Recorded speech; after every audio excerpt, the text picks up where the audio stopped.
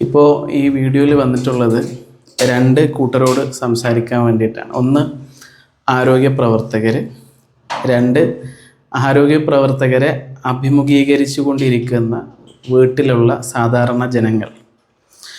ആദ്യമായി ആരോഗ്യ പ്രവർത്തകരോടാണ്, നിങ്ങൾ യഥാർത്ഥത്തിൽ എല്ലാ മനുഷ്യർക്കും പ്രത്യേകിച്ചും മലയാളികളെ സംബന്ധിച്ച് നിങ്ങൾ ആരോഗ്യ വിഷയത്തിൽ അവരുടെ ആരോഗ്യത്തിന് പ്രയോറിറ്റി കൊടുക്കേണ്ട ആളുകളാണ്.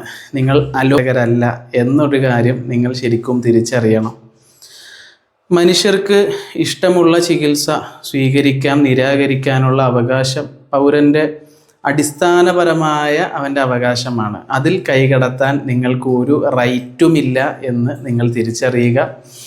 ഒരു നിയമം കൊണ്ടും ഒരു വ്യക്തിയുടെ സ്വാതന്ത്ര്യത്തെ ഹനിക്കാൻ ഇന്ത്യയിൽ കഴിയില്ല എന്നും നിങ്ങൾ മനസ്സിലാക്കുക.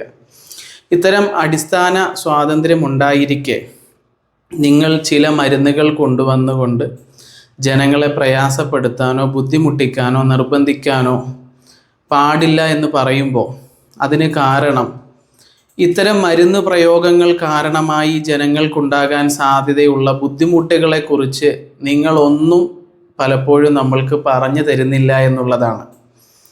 ഇത് നിർബന്ധിത സാഹചര്യത്തിൽ പറഞ്ഞു പോവുകയാണ്. നമ്മുടെ വീട്ടിൽ ഈ ആരോഗ്യ പ്രവർത്തകർ, ആശാ വർക്കർമാരടക്കം വന്ന സമയത്ത് കുത്തിവെപ്പിനെ പറ്റിയിട്ടായിരുന്നു ചർച്ച. അന്ന് ഞാൻ അവരോട് പറഞ്ഞു, ഇതിൻ്റെ ഗുണങ്ങളെക്കുറിച്ച് നമുക്ക് ജനങ്ങളെ അറിയിക്കാം, ഞാൻ നിങ്ങളുമായുള്ള ഒരു അഭിമുഖം എടുക്കാം. ഈ കുത്തിവെപ്പിൻ്റെ ഗുണങ്ങൾ എന്തൊക്കെയാണ്, എന്തൊക്കെ ഗ്യാരണ്ടിയാണ് ഇത്തരം കുത്തിവെപ്പുകളിൽ നിങ്ങൾക്ക് നൽകാൻ സാധിക്കുന്നത്, ഇത് എടുത്തത് കൊണ്ടുണ്ടാകാൻ സാധ്യതയുള്ള അപകടങ്ങൾ എന്തൊക്കെയാണ്. അപ്പോൾ കൃത്യമായ മറുപടി നിങ്ങൾക്കുണ്ടായിരുന്നില്ല. എന്ന് മാത്രമല്ല, വേറെ ഏതോ മെഡിക്കൽ ഓഫീസർ വന്ന് ഇതിന് കൃത്യമായി മറുപടി തരും എന്ന് പറയുകയും ഞാൻ അവരെ സമീപിക്കുന്ന സമയത്ത് അവരുടെ ഭാഗത്തു നിന്നും അതിന് കൃത്യമായ മറുപടി ലഭിച്ചില്ല. അതിന് നിങ്ങൾക്ക് മറുപടി ഉണ്ടെങ്കിൽ ഇപ്പോൾ പറയുക. നിങ്ങൾ ഈ എടുക്കാൻ കാണിക്കുന്ന വ്യഗ്രതയും താല്പര്യവും, ഈ കുത്തിവെപ്പുകൾ എടുത്തതിന് ശേഷം എന്തൊരു രോഗത്തിന് വേണ്ടിയിട്ടാണോ കുത്തിവെപ്പ് എടുത്തത് അതിനേക്കാൾ മാരകമായ പ്രയാസത്തിലേക്ക് വേഗം പോയ കുട്ടികളെ കാണിച്ചു തന്നാൽ നിങ്ങൾ എന്ത് നഷ്ടപരിഹാരമാണ് ആ കുടുംബത്തിന് നൽകാൻ പോകുന്നത്?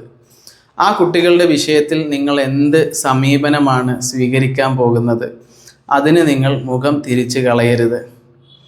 അതുകൊണ്ട് തന്നെ നിങ്ങൾക്ക് പല മാതിരിയുള്ള സമ്മർദ്ദങ്ങൾ ഒരുപക്ഷെ ഉണ്ടാകാം, മരുന്നു മാഫിയകളിൽ നിന്നും ഒക്കെ ഉണ്ടാകാം.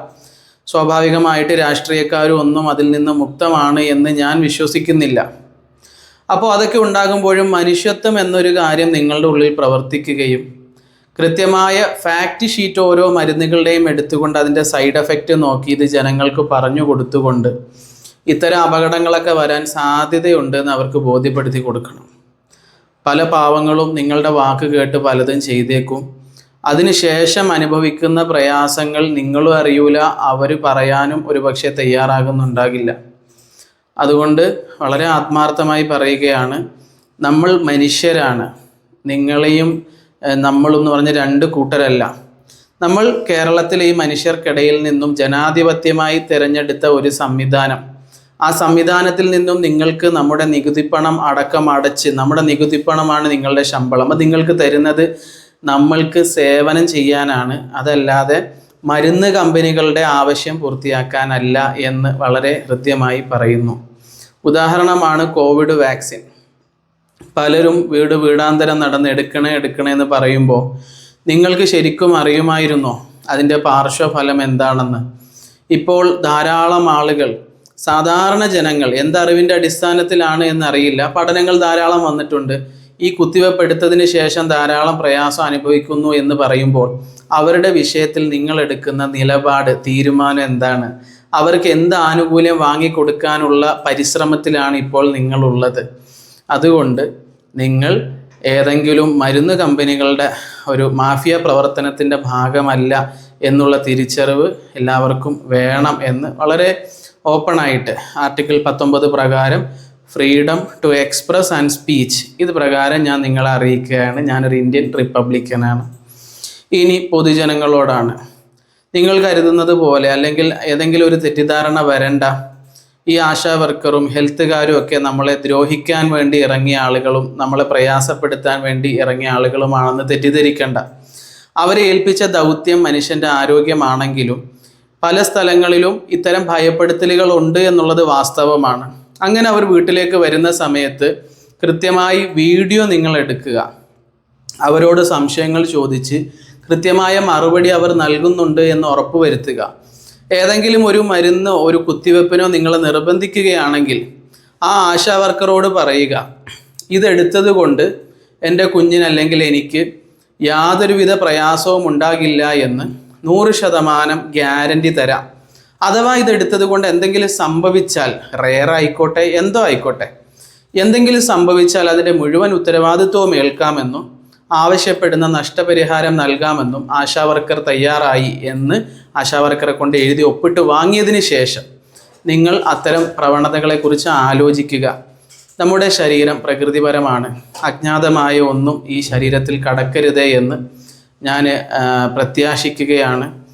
നിവർത്തി ഇല്ലാത്തത് കൊണ്ടാണ് ഇത് പറയേണ്ടി വന്നത്. പല തവണയും നമ്മൾ ഇത്തരം വിഷയങ്ങൾ ജനങ്ങളിലേക്ക് ചർച്ച വേണ്ട, നമ്മുടെ നാട്ടിലെ മാത്രം എന്തെങ്കിലും പ്രയാസമായിരിക്കുമെന്നൊക്കെ കരുതുമ്പോൾ അങ്ങനെയല്ല. പല ആളുകളും ധാരാളം ഈ വിഷയത്തിൽ ബുദ്ധിമുട്ടുന്നുണ്ട് എന്ന് മനസ്സിലായതിൻ്റെ അടിസ്ഥാനത്തിൽ വെറും ഒരു ഇന്ത്യൻ പൗരൻ എന്നുള്ള അഭിമാന ബോധത്തിൽ ഈ ജനാധിപത്യ രാജ്യത്ത് ജീവിക്കുന്ന ഒരു ഇന്ത്യൻ പൗരൻ എന്നുള്ള നിലയ്ക്ക് എല്ലാ ജനങ്ങളുടെയും പ്രതിനിധിയായിക്കൊണ്ട്, എന്നെ ആരും ഏൽപ്പിച്ചിട്ടില്ല, ഇങ്ങനെ ജീവിക്കാൻ ആഗ്രഹിക്കുന്ന ആളുകളുടെ പ്രതിനിധിയായിക്കൊണ്ട് ഞാൻ സംസാരിക്കുകയാണ്. നമുക്ക് ഇത്തരം വിഷയങ്ങൾ ചർച്ചയിലെടുക്കണം.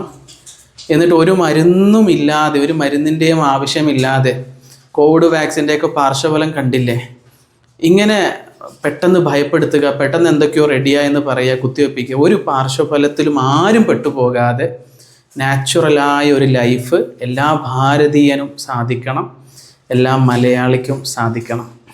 അത്രയേ ഉള്ളൂ.